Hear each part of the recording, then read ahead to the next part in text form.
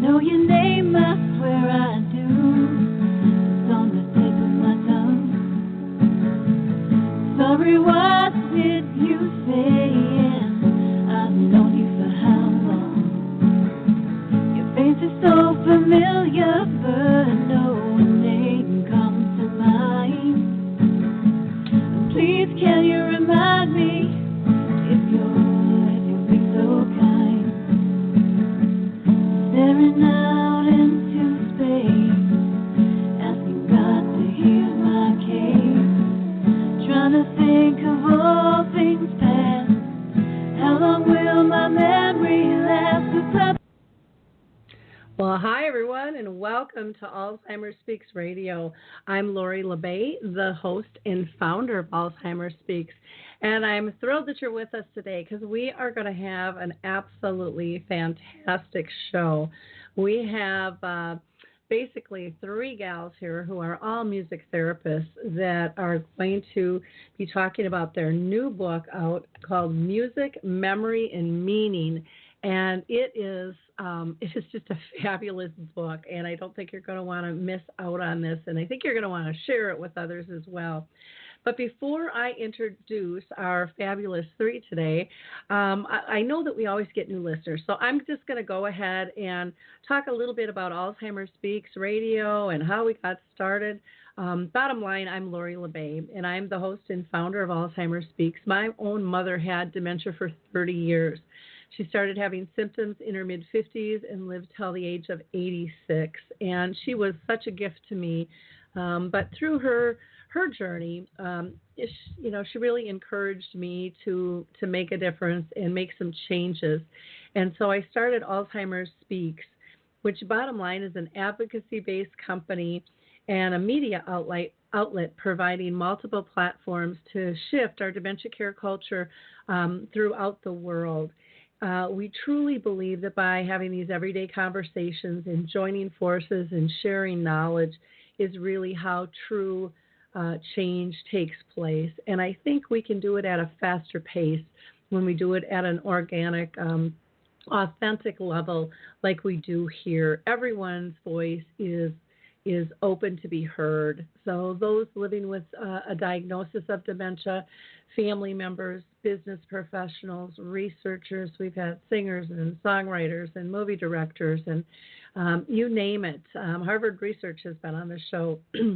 It really is about sharing the knowledge and having really interesting conversations.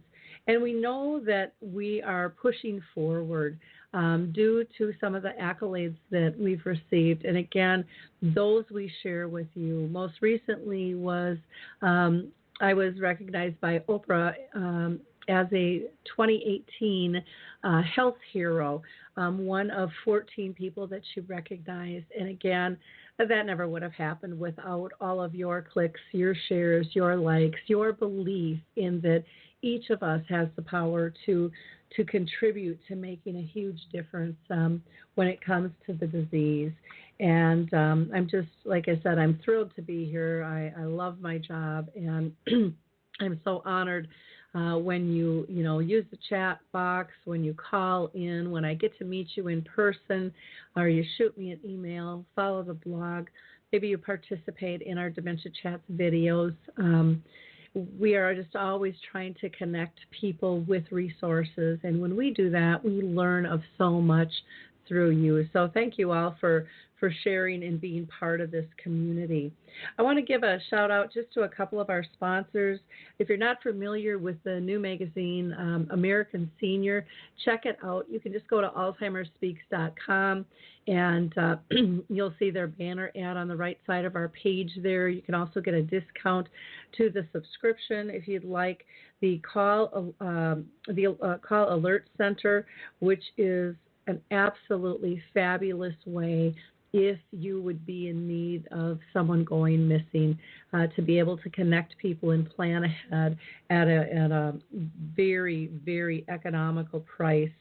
And then the Alzheimer's Research and Prevention Foundation. They have been dear friends of Alzheimer Speaks for a long time now, and we just love their holistic method and approach that they have.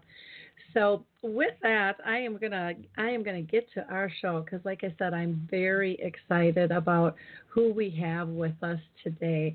So let me tell you a little bit about each of these ladies. First, I'm going to introduce Tara Jenkins. She is a board-certified music therapist who specializes in working with older adults with cognitive decline and/or dementia. She has extensive training and knowledge on caring for those who have dementia and has presented on music therapy and dementia. She's also worked closely with caregivers on how to share music and create meaningful experiences with their loved ones. Welcome, Tara. How are you today? I'm doing great. Thank you so much for having me this afternoon.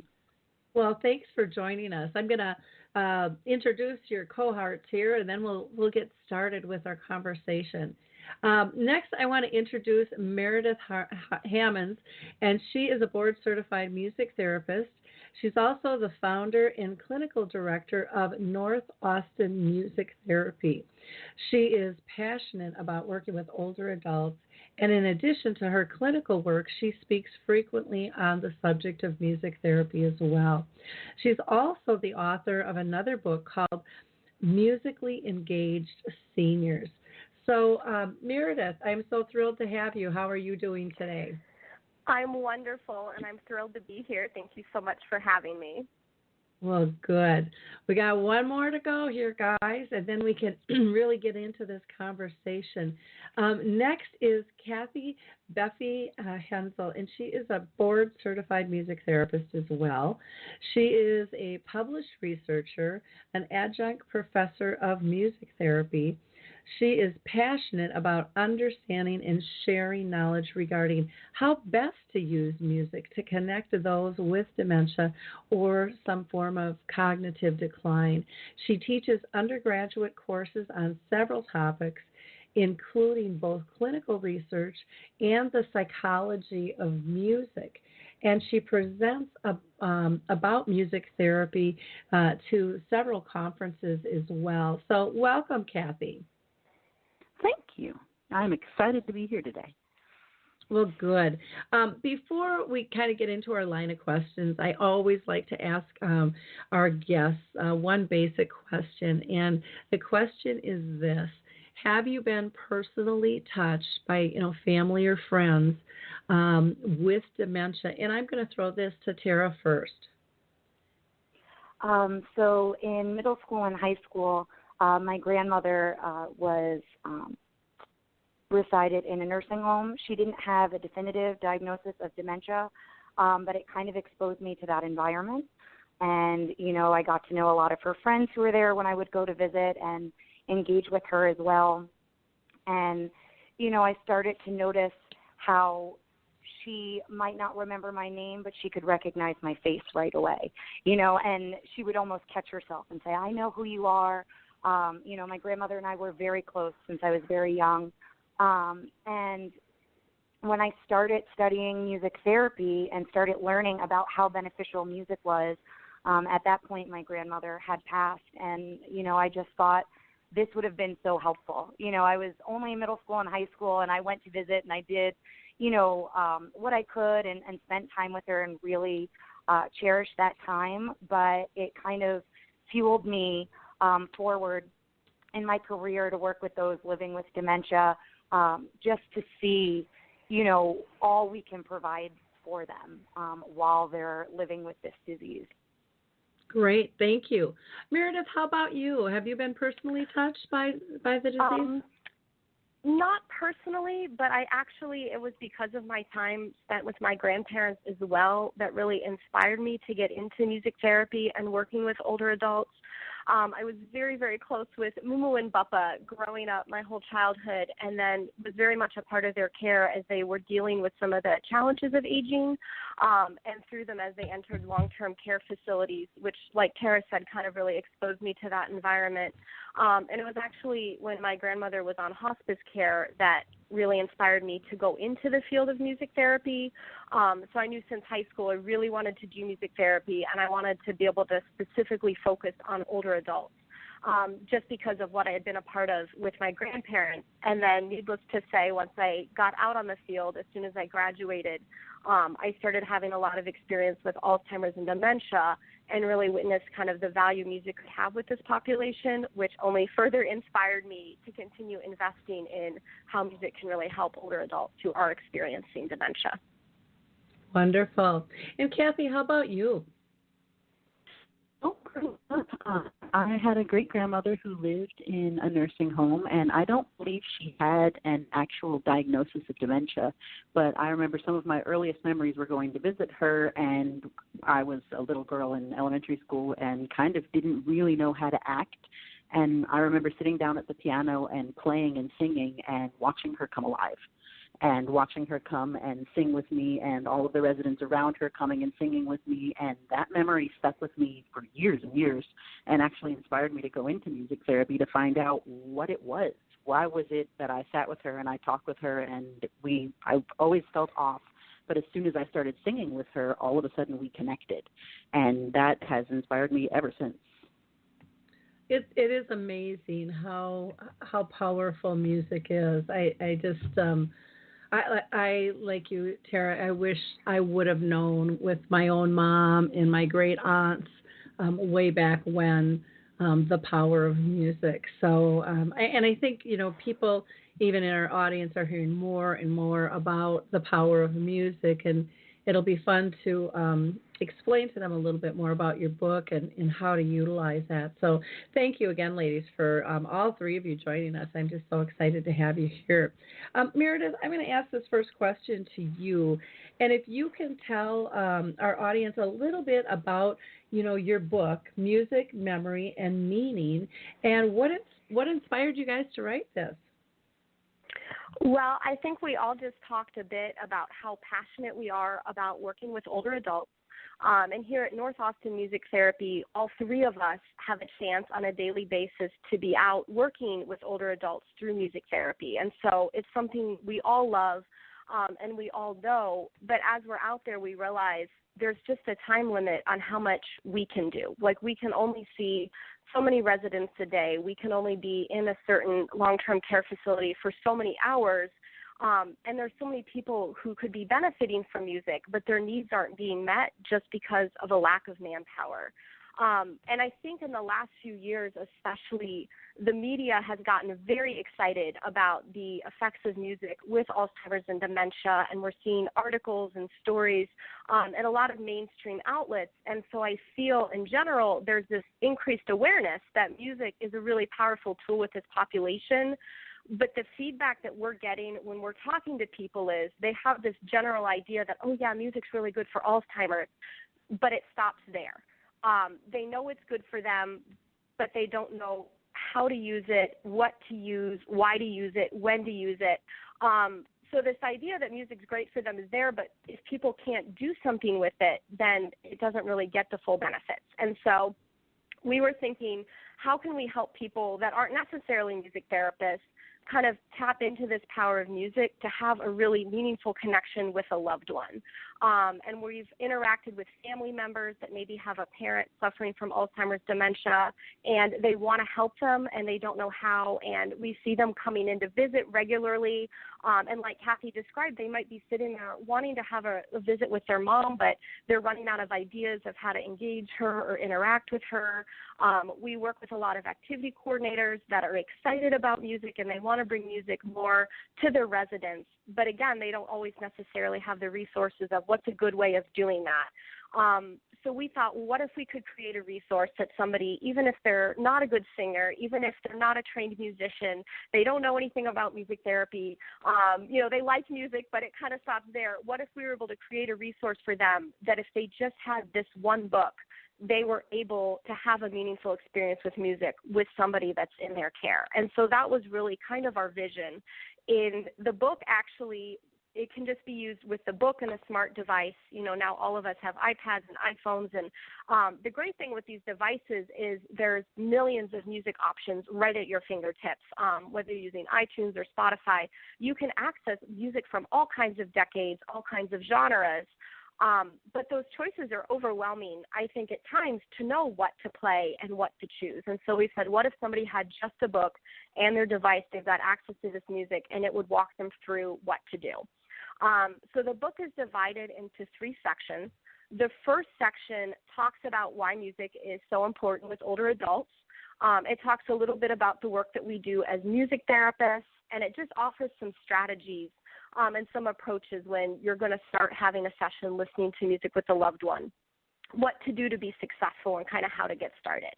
So that's the first section.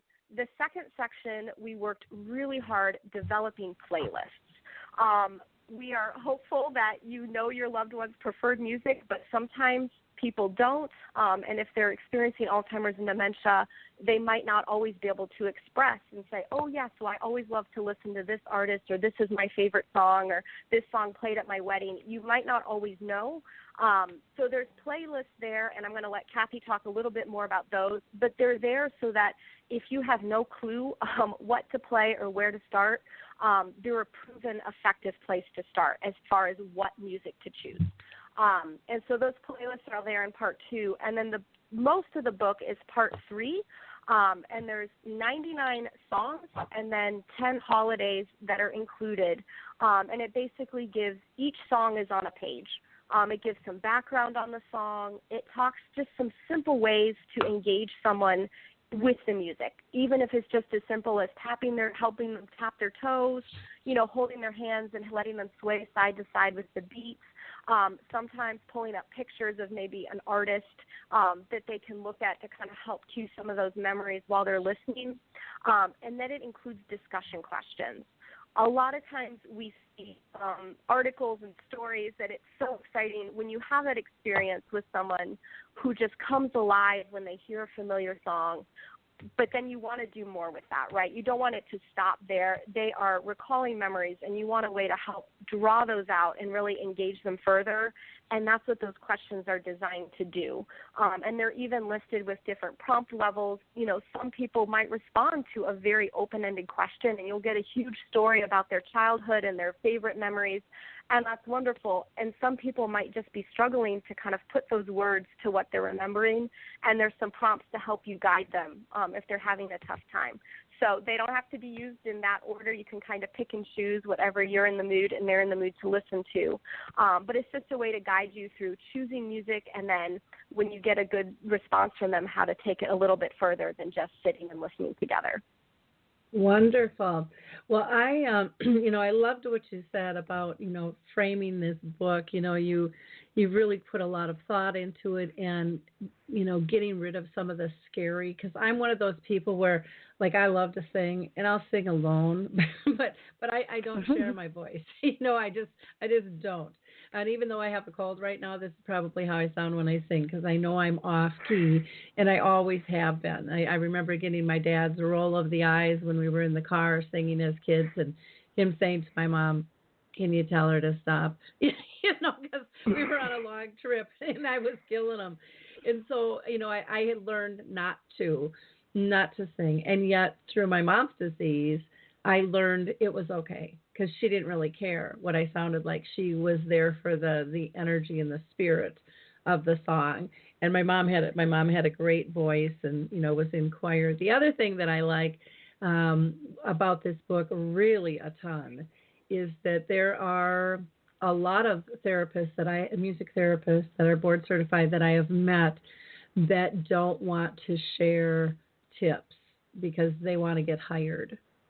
And I can appreciate that, but we as a layperson are never going to be able to do what you guys do, because you have so much knowledge. And we'll talk a little bit more about that a little later in the program, the difference. But I love your openness with sharing. When I saw this, my eyes lit up and my heart just started singing, because it was just like, oh my gosh, this is going to help so many people. So thank you, all 3 of you, because I know this had to have taken you quite a while to put together and just formulate how you're putting it together. I want to ask Cathy this next question, and that is, why is music so important, especially to older adults?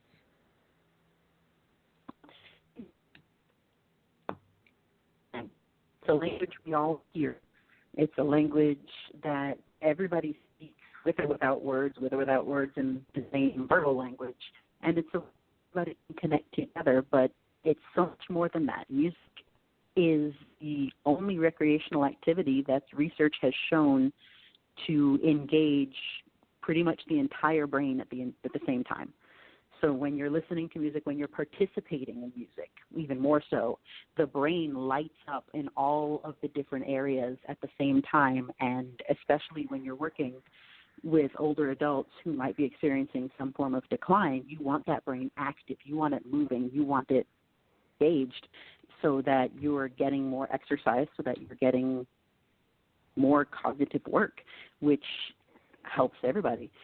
And music is so important specifically with older adults because they know so much of it. We work with seniors all the time, and we talk to seniors, and there are so many songs that they know the words to, that they know the experiences with, that they have emotional experiences that are connected to different songs.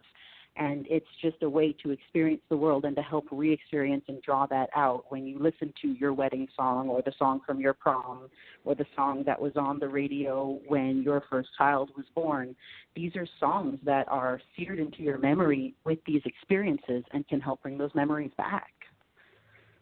Mm-hmm. Wonderful. And I think that that's really important.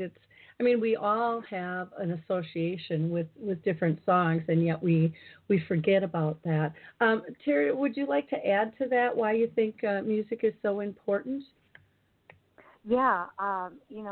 What I love about music is no matter how old we are, music is able to bring individuals together to create meaningful connections and shared experiences. And you see that from little bitty babies all the way on up to 101-year-olds. And for me, one of the greatest strengths, I think, about using music with older adults, especially those living with cognitive decline or dementia, is that they can still engage with one another in a shared experience, no matter what their functioning level is. A lot of times our groups are mixed levels. We don't get everyone who, is experiencing the beginning stages or everyone in the late stages. We always have a mix. And, every day in our work we get to see how music can bring these folks back to the people they were, even if it's for a moment, and that they're able to connect with each other, their loved ones, and use music as the tool to do that. For me, it's important that we continue to celebrate their abilities instead of focusing on their limitations or difficulties, which often come with the disease. And a lot of times, the focus is on what someone is no longer able to do, and I think music is a really beautiful way to focus on what they're still able to do, what they're still able to share and contribute. So for me, that's kind of one of the greatest strengths with working with older adults in music. Okay, great. Meredith, how about you? Anything to add to that? I'll add a little bit to what they said, but I think they did a fantastic job of covering it. Something I always tell people is music's one of the very first things a small child will respond to and one of the very last things an older adult will respond to. And I've gotten to witness this personally. I'm the mother of small children, and as babies, they were super responsive to music. And then I would go to work, and I would be doing music with some of the people in the last stages of Alzheimer's, and I would see them respond as well. And I agree with Cathy. We love to get very nerdy about what goes on in the brain, and there's been some fascinating studies that just show how deep music is in the brain, so that even as there is disease and deterioration, that musical part is still intact, which is why it's so highly salient, even when they don't want to respond to anything else. And some of the favorite things I've gotten to witness is just when we're working with people with dementia, we always hear the stories and we get to see the stories where maybe they don't want to converse with us initially, and then, we hit that favorite song and suddenly they tell us this hilarious story of this prank they pulled when they were a teenager. And I love that. But what I love even more is some of the folks that I've worked with, even when they're regressed enough, they can no longer communicate verbally. When we do those rhythm exercises with the drums, they're able to participate. And I've been in several situations where we're working with a group, and I have a member that isn't able to contribute to discussions or conversations or answer questions. But when I lead a drum circle and a group drumming exercise, they're not just able to participate in that group, they're able to lead. And I've had them get up and lead the group, and they are dancing and they are doing rhythms, and their peers are following them and cheering them on. And it's so dramatic, the change, that when you see them in that moment leading the drumming exercise, you forget, even as a therapist where it's your job to be addressing their challenges, you forget the kind of challenges they have. And in one situation, we were just having so much fun, and then the music stopped. And the gentleman just looked at me, and he couldn't remember where his chair was, even though there was only one empty chair in the room. And I had to physically lead him to his chair and kind of give him a prompt to sit down. And that's when I saw just the contrast between what he can do with music and the challenges that he's facing every day. And I absolutely love those situations, because in those moments, he's a part of the group, he's a leader of the group, and you can see by their face they're recognizing the feedback they're getting from their peers, and they're having fun and they're interacting. And I just think it's the most important thing in the world. I totally agree. It's life-changing. I have some videos on my YouTube channel of my mom, and I've walked into conferences where people are using it as an example of just this awakening. And it's so beautiful, and it takes, little time and little effort, and the joy they get and the joy that is dispersed in the whole area, because everybody picks up on this energy change, and it's pretty incredible. So, I want to get into, is this book really music therapy or not, and what's the difference? And Tara, I'm going to have you explain kind of what music therapy is, and what is the book and how can it be used? Sure. So the short answer to is this book music therapy is no, it is not. And Meredith kind of touched on this describing the book. But our goal of this book was really to provide caregivers the access to tools and resources to be able to share music with their loved ones. We wanted those who care for someone with cognitive decline or dementia to be able to have a meaningful visit through music and to really set them up for success. And that's really the ultimate goal, is how can we make this process as easy as possible for the caregiver, so not only can their loved one enjoy the music, but that they can also enjoy that experience with them. And I'm sure, Lori, as you know, being a caregiver, a lot of your time is spent doing things for your loved one that you never imagined you would do. And so we wanted to provide something for caregivers where they could enjoy their time with their loved one, and kind of take a minute to enjoy that experience together. To go in a little bit more about what the difference is between music therapy and what we're doing here with the book, I'll just talk a little bit about music therapists in general. As music therapists, we're trained to achieve greater response levels and measurable gains on non-musical goals than those using music recreationally. So a lot of times when we're working with a specific client, if there's a goal that we are working on with them in music therapy, a lot of times the ultimate goal is to see that transfer outside of music therapy. So, for example, if you were working with someone with cerebral palsy and you were working with them with their hand to try to get their hand to stretch to play on the piano, and you were working and doing different exercises to get them, even if it's one finger, to play a note on the piano, the ultimate goal would then maybe to be that they would have more strength to hold a fork while they're eating. So that's kind of an example of how it can be translated to a non-musical goal as music therapists. We also use music specifically. Oh, I'm sorry. Oh, no, I was just saying, that was good explanation. We also use music specifically to improve functioning, and these areas include cognition, communication, motor skills, social skills, and emotional and mental health. So what I love about us as music therapists is it's very individualized. We work with a variety of ages, populations, and diagnoses, and depending on who we're working with, we can really tailor our program to meet their needs and interests. So when you think about older adults, when we're in a group setting, a lot of times we will guide our session with a theme. So we might do the music of Hank Williams and talk about his life a little bit and include his music and include recordings and include instruments, different ways to move. And again, it's another way to hit all of those folks within the group to make sure that we can get them all to participate. Whereas if you were working with an individual with dementia, I see some individuals, and I have one woman who Motown is her interest. She loves Motown. She loves the doo-wop groups in the 60s, and so I can tailor her program much differently than I would another individual because of her musical preferences. So that's kind of a brief example of, you know, how we can really tailor our programming depending on who's in front of us. And then the other thing I would want to mention is that even though we're the ones who are trained to harness the therapeutic benefits of music, we wanted to share with everyone that there are many non-clinical ways that you can use music to support aging loved ones.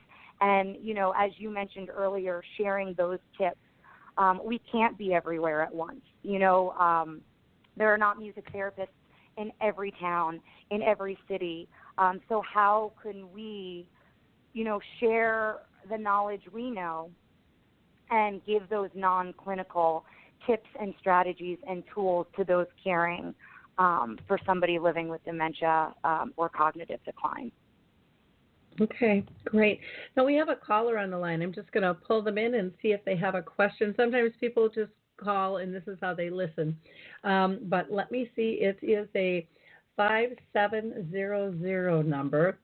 Hello, you're live and on Alzheimer Speaks Radio. Did you have a question or a comment?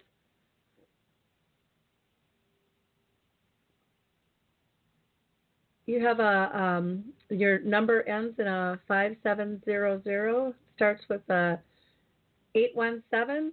Did you have a question or a comment? Oh, hi, Lori. This is Elva Roy in Arlington, Texas. Well, hi, Elva. How are you doing today? Hi. I'm doing well, and I'm enjoying the conversation. And I just wanted to say that I lead a group here in Arlington called Ambassadors for Aging Well. My mother died she was never formally diagnosed, but some sort of dementia in 2006. And Ambassadors for Aging Well has started a dementia chorus here in Arlington, which is between Dallas and Fort Worth. The Dementia Chorus is for people with early to mid-stage dementia, their care partners, and volunteers. And we've had maybe 12 or 15 rehearsals so far, and we're having an open house and sing-along on this Thursday, inviting the public to come and sing with us.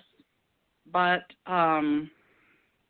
music is such an important part, and you said that you wished you had known when you were caring for your mother, that music could have been part of her plan, and I wished the same thing for my own mother. I wished I had known then what I have learned since.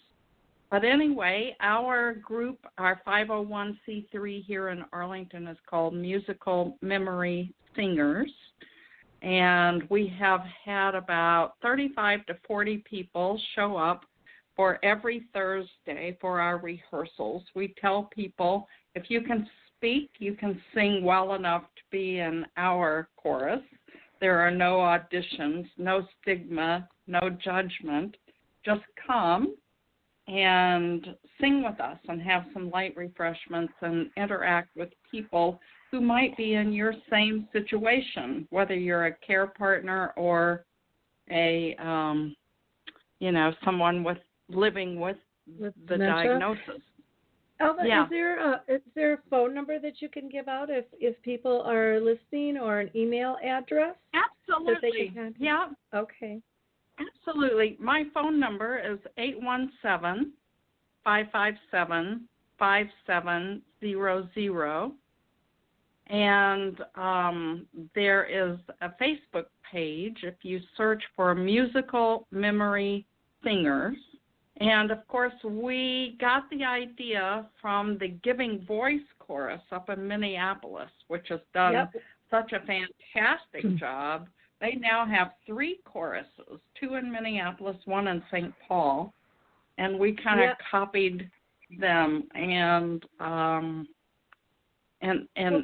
And so everything wonderful. is going it's great. Wonderful to hear. Yeah. I need to pull the conversation back to our gals, but I really appreciate you calling in, and I'm very familiar with Giving Voice Choir because I'm in Minnesota, and so some of the people in my memory cafe are part of that. But thank you very much for letting people know about that.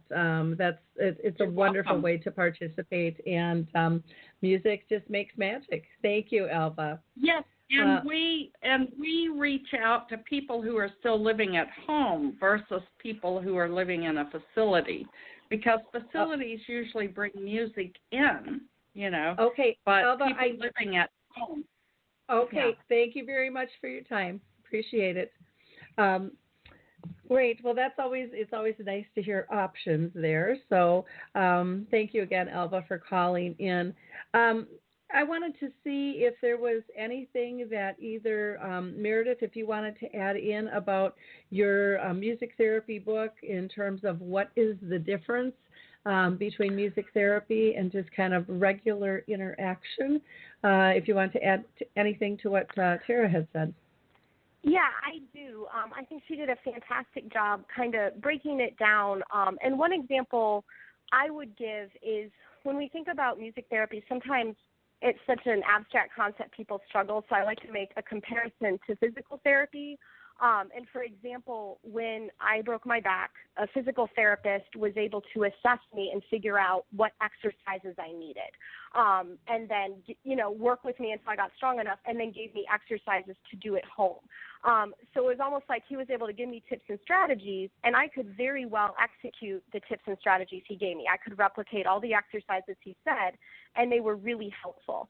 And I think with music therapy, that's kind of the difference, is we can give people tips and strategies for a specific situation, and they can replicate them well. But then if those exercises aren't working for me, or if something else kind of goes out of whack, or I have a problem, that's where my knowledge of physical therapy ends, right? Like I could replicate what I was taught, but I don't have the knowledge to come up with something new or a new approach that's going to be successful.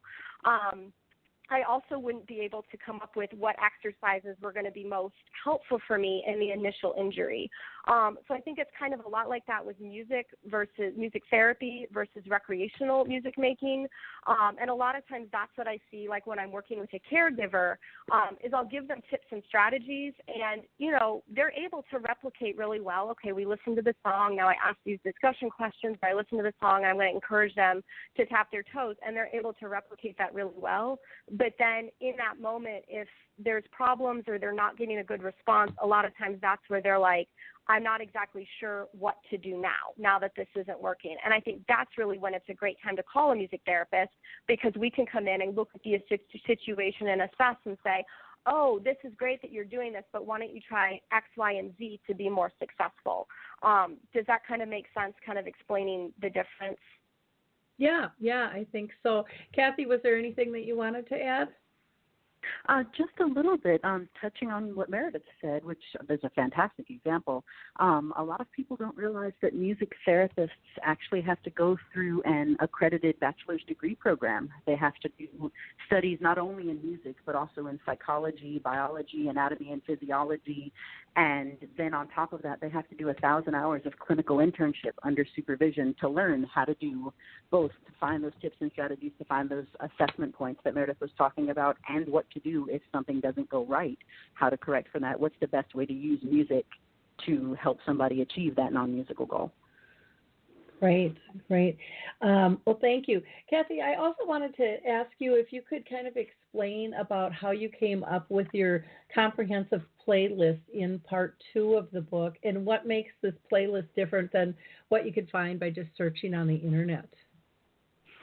Well, I am kind of the research nerd of the group, and I saw this as an opportunity. I got very excited when we did come up with playlists because the first thought was, well, they have playlists. They have greatest hit CDs. You can just go on the internet and you can say, what did Billboard say were the top 50 songs of the 1950s? But then we stopped and we thought about it, and we realized just because they were the top 50 songs of the 1950s doesn't mean they're the songs that people are going to respond to or that people are going to relate to just because they sold a certain number of copies. So what we did was we actually designed a survey, and we put out a survey to 50 music therapists across the country, 50 other board-certified music therapists, and all of them wrote back and rated a bunch of songs that we use in our practice with seniors, and then also suggested a bunch of songs that they use that get the best responses. And what started out as a list of, I think, of about 150 songs quickly turned into a list of well over 500 songs. So then we had to sit and curate them. But it was amazing to see all across the country, all across different ranges of music therapy, everyone who worked with older adults who responded to our survey, there were these trends in the different songs. And we compared those trends to the Billboard list, and we noticed that a lot of the same songs were coming up for us that maybe Billboard didn't see, or there were songs that Billboard listed that maybe we had tried in session that didn't really get so much of a great response. So we sat down and we curated the lists that came out of that survey and divided them up by decade, because we know that the music that people respond to the best is the music that they became familiar with in their adolescence, between the ages of 13 and 25, 30 years old. That's when you really get on the music train, as it were. And so we wanted to cover all of the decades of people who might be reading the book, who might be looking at, okay, so when was my loved one 20 years old? What decade was that? Go to that playlist and say, okay, well, here's a list of 25 songs that I can start with. We tested out many of these songs with our own music therapy practices. Most of the discussions, if not all of them, in the book are chosen, all of them are chosen from the playlist, and most, if not all of them, we have run with our own seniors in our own groups to see what the response level was. And we found that because these songs are the songs that keep coming up over and over again, even though we didn't necessarily know all of them to start out, we now have a greater knowledge of all of these different types of songs, and we find that they're very, very good in getting response. Wonderful. Yeah, I was really impressed with the list that you've got in here because, I mean, it's extensive. And how cool is that? You just you have such great information in here. I really, really appreciate it. And like I said, I so wish my mom, when she was younger, going through this disease, would have been able to, we would have been able to tap into this more to help her because music was just life-changing for her. I mean, it could switch her mood in moments there. Does anybody else want to talk about the playlist at all? Meredith, was there anything you wanted to add? I would just make a comment that when we first came up with the outline for the book, we thought part 2 would be the easy part because it was very cut and dried. Research songs, there's lots of songs. We narrow it down. And it definitely took many, many more hours. But I think it was one of the strengths of working with 3 authors versus 1 because we could sit around and have a debate and have a discussion and get several different opinions and feelings about which artist is the best artist for the song, and we, had to trim the list and adjust. But I'm really proud of the fact that even though it took us so long and there might have been debates about Bing Crosby over the Andrews Sisters on certain hits, that what we came up with that we can really stand behind and say, we're confident that this isn't just working for each of us individually. We're confident that when somebody uses our playlist, they ought to be successful because it's been tested across the country and kind of tried and true. So it was a harder process than I expected, but I'm thrilled with the results. Well, and what I like about this, too, is you have the basic information about the song and the composer and the artist and the year released, and you have additional information about maybe some artists that may have, sang this particular song. So, like, in one I'm looking at right now, it's got Frank Sinatra, Ray Charles, Peggy Lee, James Taylor. I mean, what a diverse group. And then you talk about engaged listening and then meaningful discussion. So it truly, each one is, can be an activity, in a sweet type of engagement all by itself. And so kudos to you guys for digging so deep. Tara, anything that you wanted to add?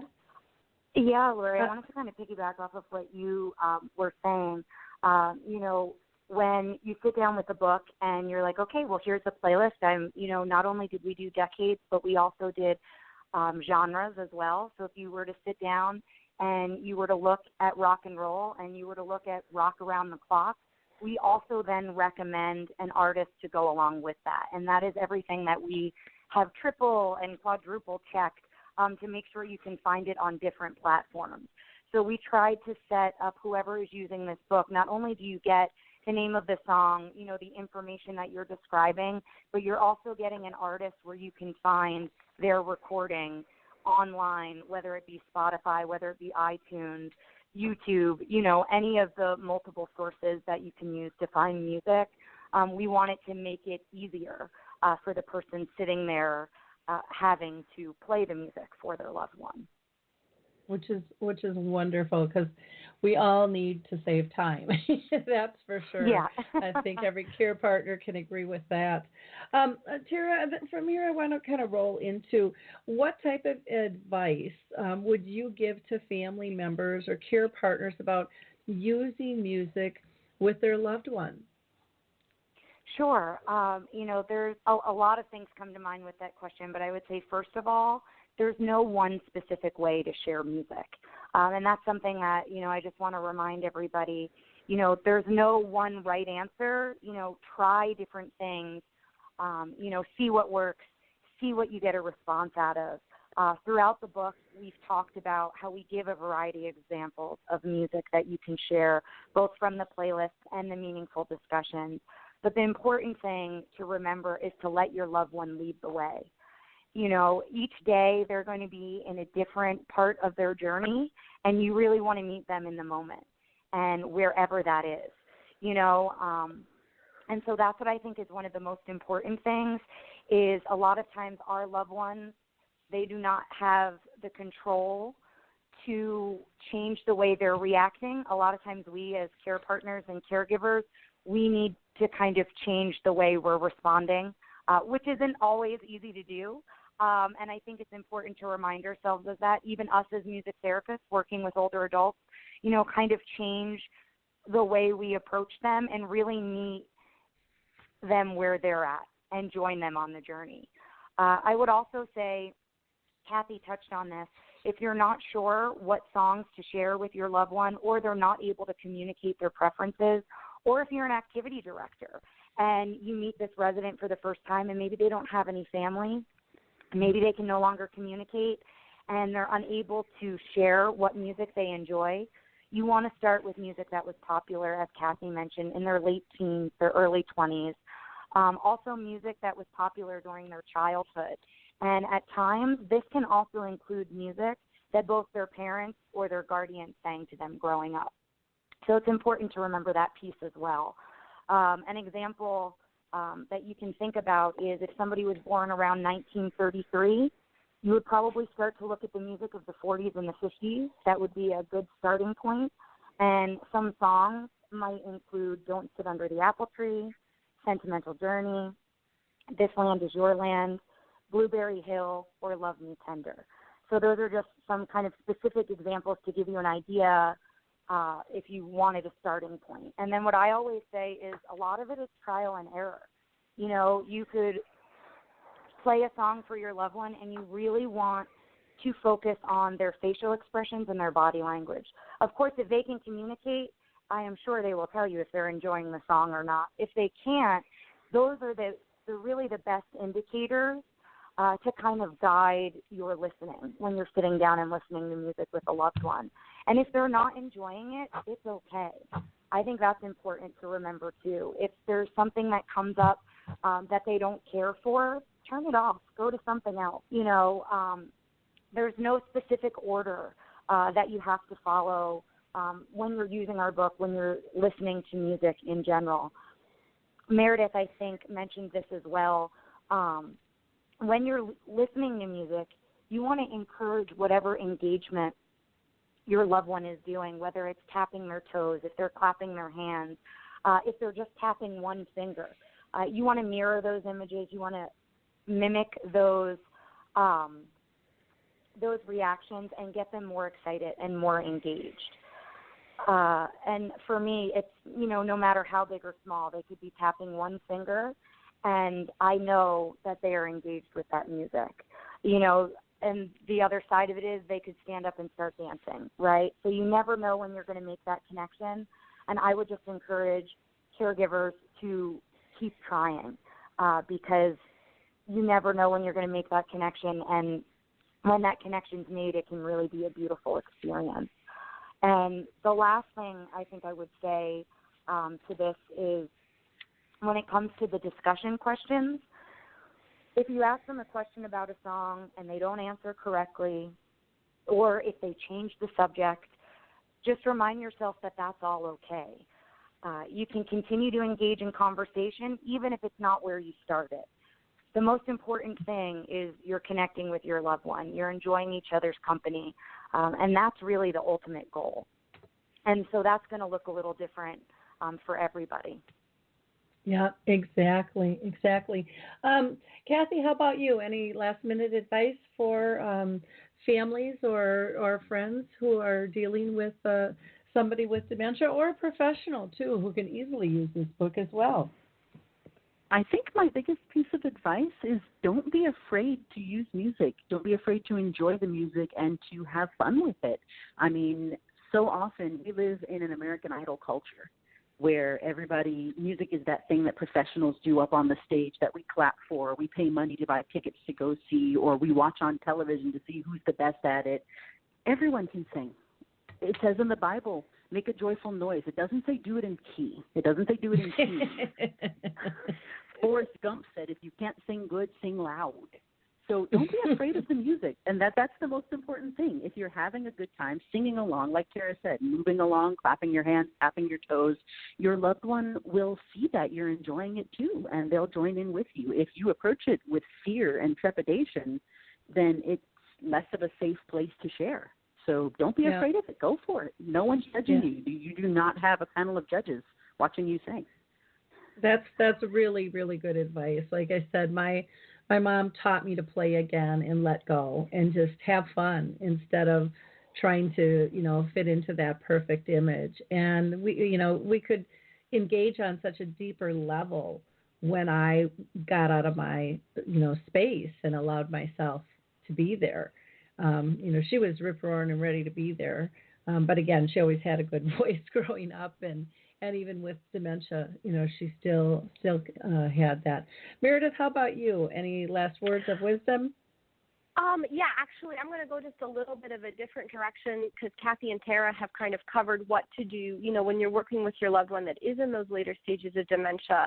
And I would just love to encourage your listeners, if you are older, if you're working with a parent maybe who has mild dementia or a recent diagnosis, now is the time to put together their preferred playlist. Because a lot of times by the time we get called and we come in, we are doing what Tara is suggesting. We are guessing and checking. We're using good research and we're using good clues to come up with educated guesses. But we're still left guessing and trying to figure out what they like. When we get a client where there is a family member that can tell us these are some of their favorite songs, this is their favorite artist, we get to those greater response levels so much faster because we know where to start. And once you're working with someone in the later stages of dementia who can't tell you preferences, you don't have a chance to start from that place. You have to start from scratch and guess and check. But just now is the time, if you have a recent diagnosis or even if you're just older yourself, make it part of your care plan, make it part of your advanced directive what some of your preferred music is, because that way when things progress, people are able to provide what you really love, what you care about, and what's going to get those greater response levels. I know Tara and I, we were just at the National Music Therapy Conference, and we were thrilled to hear that in Wisconsin they are including preferred playlists as a part of the advanced directives. And this is just awesome, and I would just love to encourage your listeners to make sure they're making notes of those preferences now, because that's going to pay off enormously down the road. Yeah, I agree. The other thing I just want to mention to our listeners, too, is that, music can bring joy, but it can also bring sadness. And so you have to kind of watch for that, too, because, who hasn't been driving down the road and a song makes you tear up because of a memory? And it might be a good memory that makes you cry, or it might be just a really sad memory, too. But, we have to be conscious when we're engaged, and then stay away from those types of things. And like they said, it's kind of a trial and error. I also want to point out a couple of things in this book that I just think are fabulous. They've really broken down these songs by era every 10 years from 1920 to 1970s.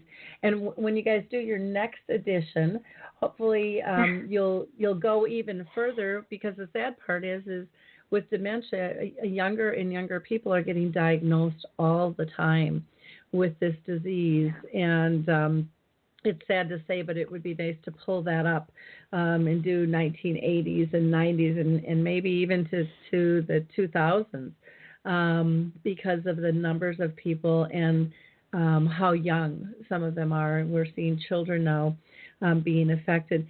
They also have in this book categories. So they've got hymns and spiritual songs, patriotic songs, folk music, country music. And folk music, they have both the traditional and contemporary. They've got rock and roll. They've got just timeless classics. They have Broadway music.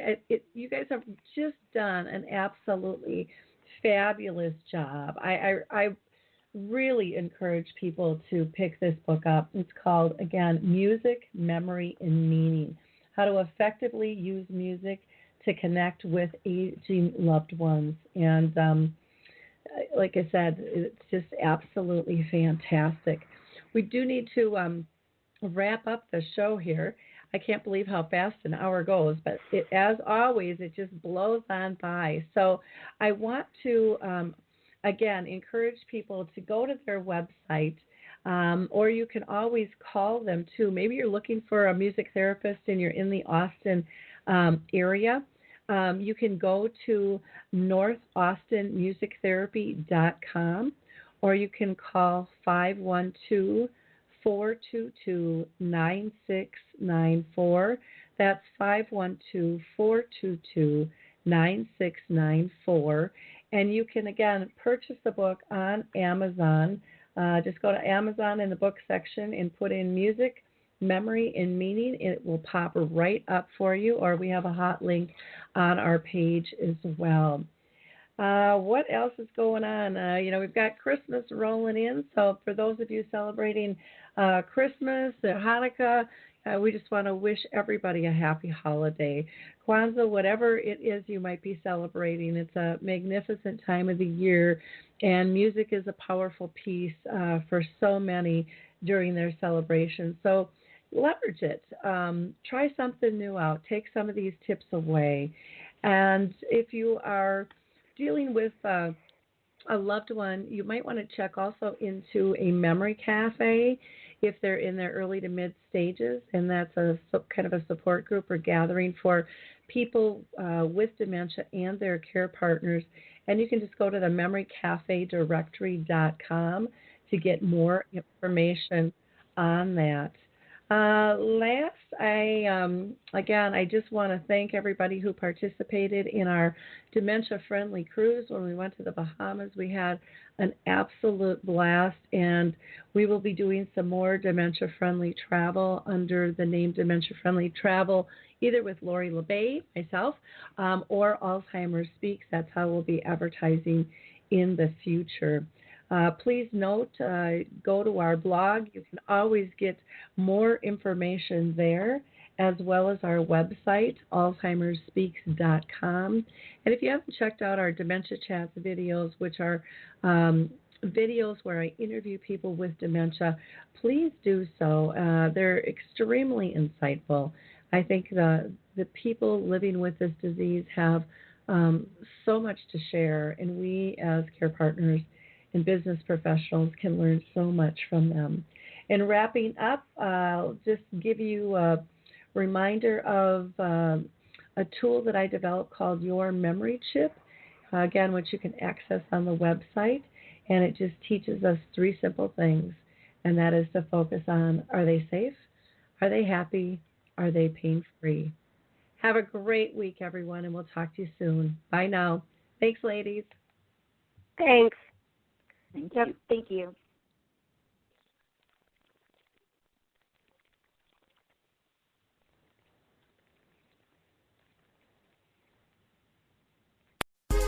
Hi, this is Suzanne Newman, host of the Answers for Elders podcast and radio show. We are the North Star that guides you through the complicated journey of senior care with trusted experts in money, law, living solutions, and more. So join us on this station, your favorite podcast channel, or just go to AnswersForElders.com. Meet the Wayshowers who will help your journey go a lot easier.